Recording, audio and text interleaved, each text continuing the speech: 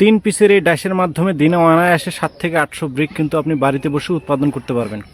তো যারা বাড়িতে বসে বালু সিমেন্ট ব্যবহার করে মাত্র 6.5 থেকে 7 টাকা খরচে এই ধরনের ইটগুলো উৎপাদন করতে চান, তাদের জন্য আজকের এই ভিডিও। কারণ আজকের ভিডিওতে আমরা দেখাবো কিভাবে বালু সিমেন্ট ব্যবহার করে পুরা ইটের থেকে প্রায় অর্ধেক কম খরচে মাত্র 6.5 থেকে 7 টাকা খরচে একটা করে ইট বাড়িতে বসে উৎপাদন করা যায়। তো বন্ধুরা, আমার সামনে যে 3 পিসের ডাইসটি দেখতে পাচ্ছেন, যার মাধ্যমে ইতিমধ্যে আমি 3টি করে ব্রিক তৈরি করে আপনাদের সামনে সাজিয়ে রেখেছি।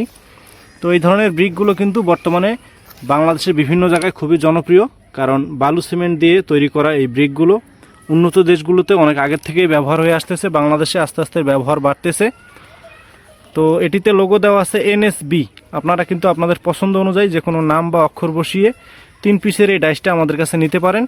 আমরা সাথে ইউজার ম্যানুয়াল বা বই দিয়ে দেই। তো যারা নতুন আছেন তাদের জন্য আমরা একটা ব্যবস্থা রেখেছি, সেটা হচ্ছে ইউজার ম্যানুয়াল, যার মাধ্যমে আপনি খুব সহজে রেশিও মেনটেন করতে পারবেন।